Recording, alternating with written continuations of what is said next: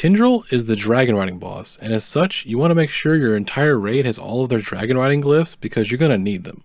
This fight is a mix of single target and burst AoE with brief moments of many mechanics overlapping, leading to chaotic situations. Tindral will periodically transform into a moonkin on the first platform, a treant on the second platform, and will gain access to both forms on the final platform. But Tindral also has several mechanics that he will cast regardless of the phase or platform he is on. I'd like to touch on the tank mechanics first. Searing Wrath is a simple tank swap debuff mechanic that you will have to manage in between dealing with Blazing Mushroom.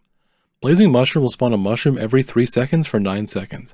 Tanks need to alternate soaking these, as soaking 1 increases their damage taken from Blazing Mushroom by 500% for 3 seconds. If it isn't soaked in time, it will explode, dealing giga damage to the raid. With those out of the way, we'll talk about the mechanics everyone else will have to deal with. First up is Falling Star.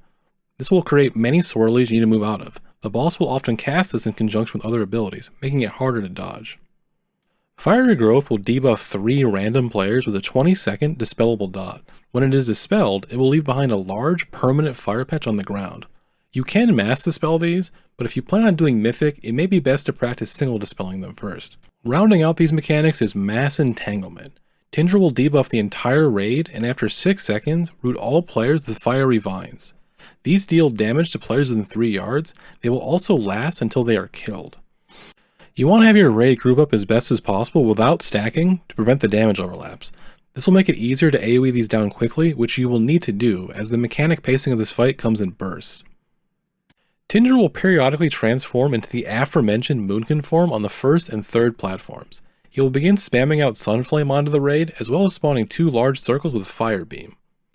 Fire Beam will then begin to shoot out smaller circles in a radial formation from where the original circles spawned. He will usually spawn 1 circle near where the raid is standing and 1 further away from the raid. You need to move out of the way of these beams and keep an eye on them, as Mass Entanglement can overlap with this mechanic. At about 1 minute 30 seconds and 4 minutes into the fight, Tindral will transform into an owl and cast Typhoon, knocking all players back and then spawning empowered feathers. Walking over a feather picks it up and grants you the ability to summon your dragon riding mount. Tindral will then fly off to the next platform and create a maze of Scorching Plumes, Dream Essence, and Emerald Gales that you will have to navigate to reach him. Picking up a Dream Essence will give your whole raid a 5% damage and healing buff for the remainder of the intermission. Acquiring many stacks of this will be necessary because as Tindral lands on the next platform, he will begin casting Supernova. Supernova shields Tindral for a percentage of his maximum HP and deals significant damage to all players on the platform every 2 seconds.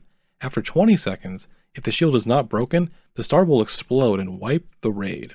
I want to point out that the pattern of the maze that you have to navigate on your dragon riding mount will never change, but the maze does become more complicated during the second intermission. Also, any Dream Essence that anybody picks up will apply to everyone in the raid, and there was a hard cap of 10 stacks of this buff during PTR testing. You'll want to assign a few people to pick up certain orbs as they are navigating and have everyone else choose the easiest path, as there is still some benefit to going through an obstacle if someone already has picked up an orb with Emerald Gale. Emerald Gale is similar to what you've seen during dragon riding races. It will give you a big speed boost and give you 3 vigor. On the second and final platforms, Tindral will gain access to Burning Treant form. This will grant him 2 abilities, Suppressive Ember, which is a healing absorb on several players.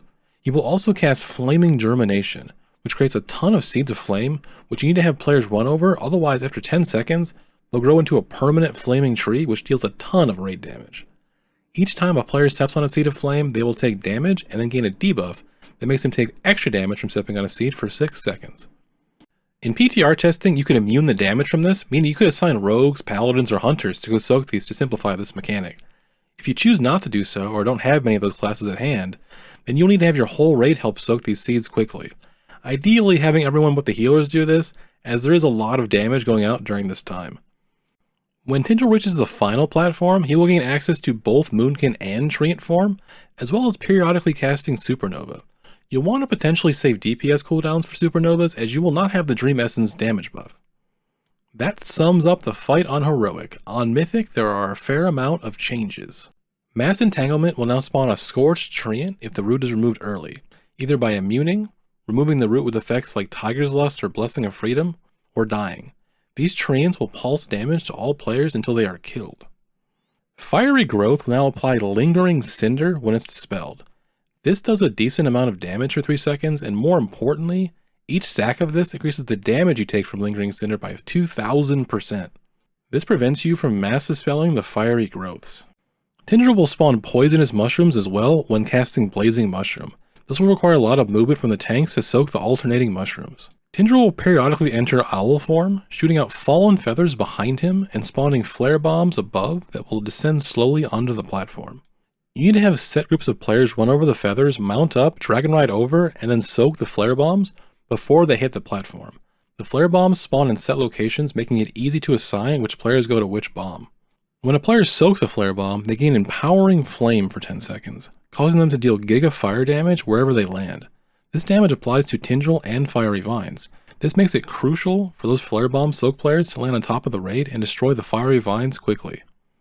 Supernova damage will now apply Astral Heat, which increases the damage you take from Supernova by 20%. This effect stacks and further emphasizes that you need to break the Absorb Shield quickly. Whenever a player soaks a Seed of Flame, they gain Germinating Aura for 10 seconds. Affected players take damage, and if they touch any other Seed of Flame, it will cause that seed to immediately erupt into a flaming tree. Oh yeah, and those dragon riding mazes from before? Well, they're a bit more complicated now. The TLDR for this fight is as follows. On every platform, group up with Mass Entanglement, making sure to not stack within 3 yards. Dodge Falling Star. Soak Blazing Mushrooms. Dispel fiery growths away from the raid. In P1 and P3, dodge Firebeam. In P2, soak Seeds of Flame. In the intermissions, have players collect Dream Essence and break the Supernova Shield. As always, thank you for watching. This concludes my boss guides for this tier. If you have any feedback or want to see these again next tier, let me know down in the comments. I've been JFunk, and it's been a pleasure.